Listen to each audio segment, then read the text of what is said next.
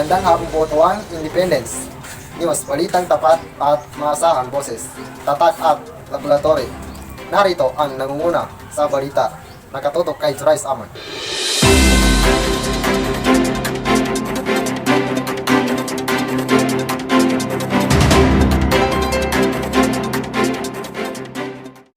Inaresto ng National Bureau of Investigation ang NBI na 4 na Nigerian sa Muntinlupa pagkatapos makaproceed ng 100 milyong piso dahil sa paghahack ng computer system ng isang bangko.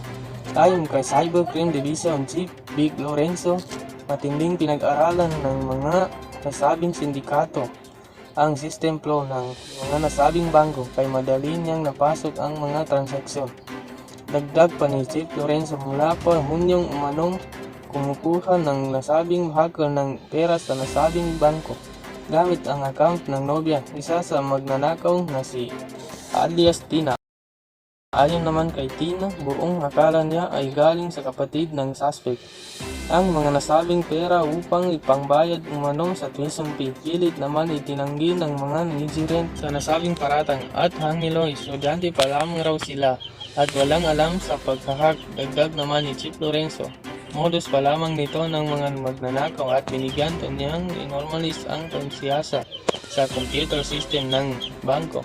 Upang mabawasan ang ganitong uri ng pagnanakaw, ikulong ang 4 na dayuhan sa paglalabag sa Access Device Law, Anti-Cybercrime Law, Fabrication Public Document.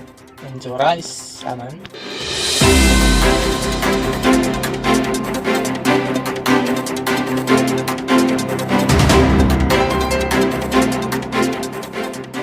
Na po sa nangungunang balita mula sa Independent News. Muli ito ang inyong tagapaghatid ng balita, tapat at maaasahang boses ng tatak at laboratory. Ako po si Amer P. Tandual